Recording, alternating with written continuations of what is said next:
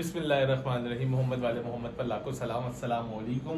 उम्मीद है तो आप सब ठीक ठाक होंगे और खैरियत से होंगे। अच्छा जी स्टूडेंट्स, आज बात करने जा रहा हूँ और बताने जा रहा हूँ वो डिग्री जिनका कोई स्कोप नहीं है फ्यूचर में, ठीक है ना। तो भाई ये बता रहा हूँ और बताना मेरा फ़र्ज़ है क्योंकि एडमिशन्स ओपन है और एक रेस लगी हुई है। हर कोई चाह रहा है कि भाई मेरा एडमिशन हो जाए। एडमिशन सब आप लोग एडमिशन लें, मना नहीं कर रहा, लेकिन मैं वो डिग्रीज बता रहा हूँ अगर जिनमें आप एडमिशन लेंगे 4 साल गुजरने के बाद आप सोचेंगे कि यार ये मैंने क्यों करा, पैसे भी ज़ाया, वक्त भी ज़ाया, मेहनत भी ज़ाया। फिर आप सोचेंगे कि यार क्या होगा, जॉब नहीं मिलेगी, डिप्रेशन में आ जाएंगे, एनजाइटी होना शुरू हो जाएगी, परेशानियाँ, ये सारी चीज़ें होना शुरू हो जाएंगी। जो एक अब आप देख सकते हैं कि आम सी चीज़ है, एक बच्चा होता है वो 5 साल 4 साल पढ़ता है। 5 साल 4 साल पढ़ने के बाद वो जब मार्केट में निकलता है उसको पता चलता है कि जी मेरी फील्ड की जो मैंने 4 साल 5 साल लगाए हैं उसकी वैल्यू जो है, मार्केट वैल्यू खत्म हो चुकी है, ठीक है ना। अब वहाँ पर जॉब्स नहीं है तो वो क्या करना शुरू कर देता है, वो शुरू कर देता है गवर्नमेंट को बुरा भला कहना, या कह देना कि भाई इस मुल्क में कुछ नहीं है, या XYZ बहुत सारी चीज़ें कहना शुरू कर देता है। ठीक है, ये सारी चीज़ें होंगी, लेकिन वहाँ खुद की भी ये गलती है कि जब वो फील्ड या कैरियर सिलेक्शन कर रहा था तो उसने वो सारी चीज़ें क्यों नहीं देखी जो देखनी चाहिए थी। इशू क्या है कि अभी हम लोग सिर्फ अभी का देखते हैं कि क्या ट्रेंडिंग में है, ठीक है ना, क्या ट्रेंडिंग में, बस हम उस चीज़ को देख रहे होते हैं और हम ये नहीं देखते कि एक्चुअल जब अगर मैं अभी एडमिशन लूंगा तो मेरी डिग्री 4 साल या 5 साल बाद जाकर ख़त्म होगी। तो 4 या 5 साल बाद जाके अगर किसी एक चीज़ की वैल्यू आज है तो 4 या 5 साल बाद जाकर उस डिग्री की वैल्यू होगी भी या नहीं होगी। तो ऐसी बहुत सारी डिग्रीज का मैं बताने जा रहा हूँ कि जिनका आने वाले वक्त में भाई कोई स्कोप नहीं होगा या बहुत कम रह जाएगा, क्योंकि इनका स्कोप बहुत तेज़ी से कम हो रहा है, ठीक है ना। लेकिन अभी ये डिग्रीज जो है बहुत ज़्यादा ट्रेंडिंग में चल रही हैं, ठीक है। अब सबसे पहली चीज़ जो मैं आपको बताना जा रहा हूँ वो कौन सी डिग्री है जिसके पीछे लोग, हर दूसरा बच्चा क्या कह रहा है कि भाई मुझे BScs या BSSE करना है, ठीक है ना।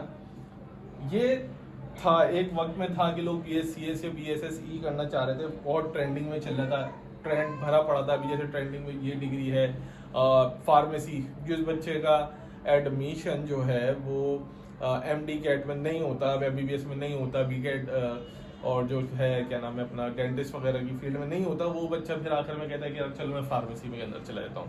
और अगर फार्मेसी में भी नहीं होता तो एक बहुत बड़ी तादाद बच्चों की शिफ्ट करना शुरू हो जाती है फिलोसफी के अंदर। खैर, BScs और BSSE जब आप 4 साल बाद ये करके निकलेंगे, अगर आप अभी एडमिशन लेते हैं और 4 साल बाद आप देखेंगे मार्केट क्या होगी, जिस एरा में या जिस वक्त में आप रह रहे हैं वहाँ पे इन फील्ड से ज़्यादा जो अब टाइम चल रहा है वो चल रहा है AI, साइबर सिक्योरिटी, ठीक है ना, और क्या कहते हैं उसको, डेटा साइंस, इन जैसी फील्ड्स का टाइम चल रहा है, ठीक है ना, जिसको आप कहते हैं कि ये वो वक्त है कि अब इनमें आप एडमिशन लें। ये वो वक्त है कि आपको ये 4 साल बाद ये डिग्रीज बहुत फ़ायदा देने वाली हैं। अगर आप अभी भी इनमें हैं रुके हुए तो फिर सोचे कि अभी इनकी वैल्यू इतनी कम हो गई है तो आने वाले 4 साल बाद इनकी वैल्यू क्या होगी। ये ठीक है, ट्रेंडिंग में चल रहा है, लेकिन आप इन फील्ड्स की तरफ आएंगे तो ये ज़्यादा बेनिफिट देंगी आपको 4 साल बाद। अब आप एक चीज़ सोचें कि हर बच्चा क्या करता है कि जी मैंने इंटर किया, ठीक है ना, एक अच्छा बच्चा जो 85 लेकर आ रहा है, एक बच्चा जिसकी किसी भी वजह से जो थोड़ा कमज़ोर है पढ़ाई में, वो उसकी परसेंटेज कम आती है, अगर उसका गवर्नमेंट की तरफ नहीं होता है एडमिशन तो वो फ़ौरन से प्राइवेट सेक्टर मूव करता है और पैसे की बुनियाद के ऊपर इन फील्ड्स के अंदर एडमिशन ले लेता है। अब जब आप वो और आप जब आप साथ मार्केट में आते हैं 4 साल बाद, तो मार्केट में जो होता है वो जगह ही नहीं होती, क्योंकि पहले ही इतनी बर्बाद है, क्योंकि मार्केट सैचुरेटेड हो चुकी होती है। एक एक फील्ड, एक एक पोजीशन के लिए 20-20 30-30 40-40 CVs आ रही होती हैं, ठीक है। तो भाई फील्ड वो सिलेक्ट करें जिनका 3 साल बाद 4 साल बाद आने वाला स्कोप होगा, तो वो कुछ इस तरीके की फील्ड्स हैं भाई, ठीक है ना। और भी फील्ड्स हैं BScs के अंदर जो बहुत जदीद होती जा रही हैं, उनका पूरी एक डिटेल बताऊंगा, लेकिन इनसे बेहतर जो है वो ये वाली फील्ड है। अब एक बात करते हैं दूसरी फील्ड की, ठीक है। वो क्या है जो कराची यूनिवर्सिटी में भी इंट्रोड्यूस हो गई थी लास्ट ईयर इंट्रोड्यूस हुई है, जिसकी फीस बहुत ज़्यादा है, जिसको कहते हैं DPT, ठीक है ना, डॉक्टर ऑफ फिजियोथेरेपिस्ट। ये वाली जो फील्ड है ये कराची यूनिवर्सिटी के अंदर लास्ट ईयर इंट्रोड्यूस कराई गई, ठीक है। बहुत बड़ी तादाद में जब बच्चे का MBBS में एडमिशन नहीं होता, BDS में एडमिशन नहीं होता, तो कहते हैं चलो यार मैं DPT कर लेता हूँ। लेकिन आप खुद एक चीज़ सोचें कि क्या एक वक्त में इसका स्कोप था, पाकिस्तान में इसका स्कोप था, लेकिन आने वाले वक्त में इसका स्कोप बहुत ज़्यादा कम होता जा रहा है, ठीक है ना। इसका स्कोप पाकिस्तान लेवल के ऊपर बहुत कम होता जा रहा है। अब ये कोई वेस्टर्न कंट्रीज तो है नहीं कि यहाँ पे हमारी हड्डियाँ या हम लोग इतनी इतनी उम्र हो जाएं कि जी हम लोग को फिजियोथेरेपिस्ट की ज़रूरत पड़े। यहाँ पे तो नॉर्मल जो भी होता है, नॉर्मल शख्स भी होता है, वो भी एक फिजियोथेरेपिस्ट के पास जाने को इग्नोर ही कर रहा था, बोलते हैं जी हमारे टोटके बहुत ज़्यादा है। तो आने वाले वक्त में इस फील्ड का स्कोप इतना है नहीं, कम होता जा रहा है, कम हो जाएगा, ठीक है ना, क्योंकि आपके पास तो इतने हॉस्पिटल्स ही नहीं है। आप किन हॉस्पिटल्स में जाके इनकी प्रैक्टिस करेंगे? आप मुझे बता देंगे कौन से हॉस्पिटल हैं इतने सारे के जहाँ पे आप जाएंगे वहाँ पहले से ही लोग बैठे हुए हैं। इससे बेहतर अगर मैं आपको कहूँ कि आने वाली फील्ड जो है, आने वाला वक्त जो है, वो आप बायोटेक्नोलॉजी में चले जाएं, ठीक है ना, बहुत बेहतरीन फील्ड है आने वाले वक्त की। माइक्रोबायोलॉजी फील्ड है अच्छी, ठीक है। जेनेटिक्स आने वाले वक्त में एक बहुत अच्छी फील्ड है। जेनेटिक्स इनका काम तो इस वक्त वेस्टर्न कंट्रीज में बहुत जोरों शोरों से चल रहा है, ठीक है ना, लेकिन आने वाले वक्त में पाकिस्तान में भी इनकी बहुत ज़्यादा वैल्यू होने वाली है, ठीक है ना। अब मैं देखता हूँ कि लोग क्या करते हैं, ग्राफिक्स की तरफ मूव कर रहे हैं। जी क्या कर रहे हो? मैं जी ग्राफिक्स कर रहा हूँ, ठीक है ना। अब आप एक बात सोचें कि जिस एरा में, जिस दौर में हम लोग रह रहे हैं, ठीक है ना, एक वक्त था ग्राफिक्स का, अब वक्त है ग्राफिक्स का। जब कोई बच्चा कह रहा होता है कि मैं ग्राफिक्स कर रहा हूँ, क्योंकि उसको वो सारी चीज़ें देख रहा होता है कि वो ये समझता है कि भाई मैं जो एक वीडियोस वगैरह देखते हैं तो वो समझते हैं कि मैं सारी चीज़ें कर सकता हूँ, कर भी सकता है, ऐसा नहीं कि मैं नहीं कर रहा। लेकिन ग्राफिक्स किसके लिए अच्छी है? आपको हर चीज़ इंटरनेट पे मिल जाती है, कैनवा पे हर चीज़ मिल सकती है, अब बहुत सारी वेबसाइट्स आ चुकी हैं। लेकिन एक सोचें कि बेहतर ग्राफिक डिज़ाइनर कौन है कि अगर मैं एक शख्स बोलूँ कि ये लाइंस हैं, ये शेप्स हैं, इससे मुझे कुछ लोगोस डिज़ाइन करके दो, वो अपने क्रिएटिव आइडियाज़ को उन पेपर पे उतारे तो पता चलता है ये भाई ग्राफिक डिज़ाइनर है।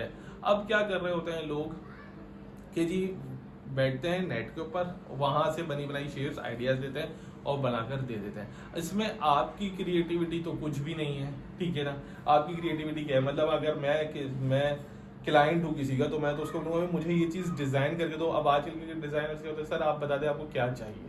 आपको इस फील्ड के अंदर वो शख्स जाए जो क्रिएटिव हो, जो देखते के साथ ही बोले कि मैं इन शेप्स को इस तरीके से यूटिलाइज कर सकता हूँ, ठीक है ना, वो क्रिएट इस फील्ड के अंदर, ग्राफिक्स के अंदर जाए। हर शख्स, दूसरा बंदा ग्राफिक्स के अंदर जा रहा है, भले वो क्रिएटिव माइंड हो या ना हो, बस ये है कि जी मुझे जाना है।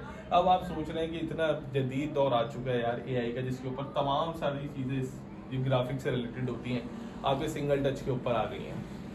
तो बेहतर है अगर आप क्रिएटिव माइंड हैं, आपकी स्केचिंग अच्छी है, आप बहुत VIP काम कर रहे हैं, तो आप इस फील्ड के अंदर जाए। लेकिन अगर आप इस चीज़ का सहारा ले रहे हैं कि जी अब तो हर चीज़ बनी बनाई मिलती है, अब फोटोशॉप अगर अब आप देख लें इतना जदीद आ चुका है, उसमें आप सिर्फ लिखते हैं कोडिंग और वो आपके सामने हर चीज़ बनाकर दे रहा होता है, और आप क्रिएटिव नहीं है, तो इस तरीके से आप इसके अंदर वर्किंग नहीं कर सकते।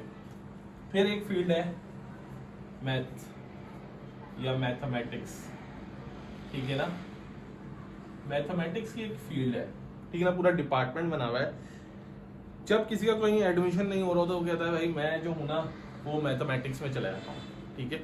वो क्या करता है, वो मैथमेटिक्स का सहारा लेना या उसमें चला जाता है। जब उससे पूछा जाता है क्यों, क्योंकि उसको कहते हैं कि यार एक काम करो, कहीं जॉब नहीं मिल रही, कहीं एडमिशन नहीं हो रहा, मैथमेटिक्स डिपार्टमेंट के अंदर चले जाओ, टीचिंग की जॉब तो मिल ही जाएगी, ठीक है। जब उससे पूछा जाता है कि भाई आप यहाँ क्यों है, तो बोलते हैं कि जी मैट्रिक में या फर्स्ट ईयर सेकेंड ईयर में जो था ना, वो मेरी मैथ अच्छी हुई थी, मुझे मैथ पढ़ने का शौक हो गया था, तो मैं इस वजह से इस डिपार्टमेंट में आ गया हूँ। भाई आप लिमिटेड रह जाओगे, बहुत ज़्यादा लिमिटेड रह जाओगे। आपके लिए आगे जो स्कोप है या आपकी जो अपॉर्चुनिटीज़ हैं वो बहुत ज़्यादा लिमिटेड हो जाएंगी। आने वाले वक्त के अंदर इसका बहुत कम काम रह जाएगा, ठीक है ना। इससे बेहतर इससे बेहतर मैं आप लोगों को बोलूंगा कि इंग्लिश डिपार्टमेंट में चले जाओ, वो ज्यादा बेहतर है, क्योंकि वो कभी भी और खत्म नहीं होने वाली, ना इसका स्कोप खत्म होने वाला है कभी। ठीक है ना, BSc BSSC DPT maths graphics.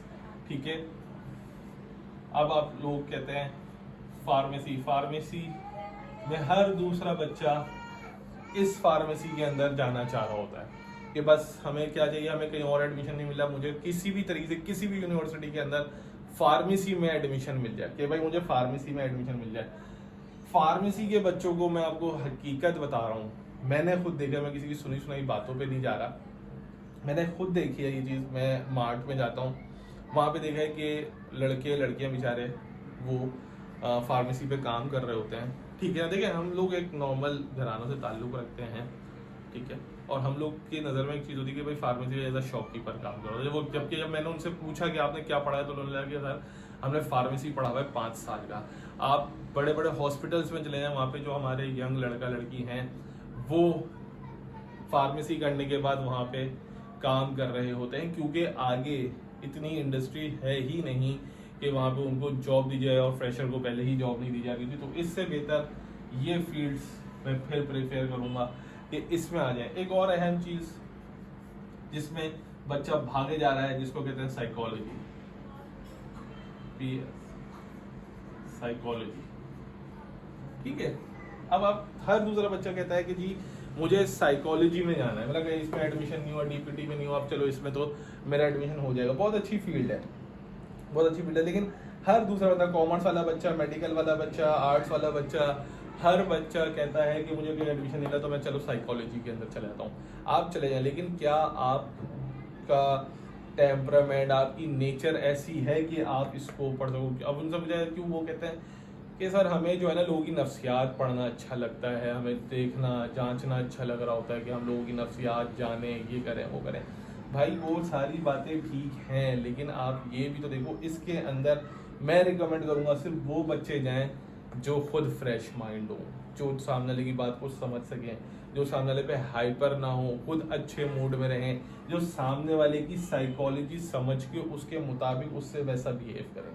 ठीक है ना, जब खुद का अच्छे होंगे तो ही ये फील्ड आपको फायदा देगी, वरना हर दूसरा बंदा जो इस वक्त साइकोलॉजी में जाना चाह रहा है उसको खुद अपना फ्रेश माइंड नहीं होता, वो कहता है यार मुझे कहीं और एडमिशन नहीं मिल रहा था तो मैंने इसके अंदर एडमिशन ले लिया, जबकि उसको पता ही नहीं होता कि भाई मुझे साइकोलॉजी में जाने से पहले अपने आप को सही करना पड़ेगा, अपने आप को फ्रेश माइंड होना पड़ेगा, दूसरों की नेचर को समझने के लिए खुद अपने आप को समझना, खुद अपने आप को रिलैक्स करना पड़ेगा, ताकि उनका मूड ठीक हो, अपना मूड ठीक होगा तो उनका मूड ठीक कर सकूँगा, उनको सेट कर सकूँगा।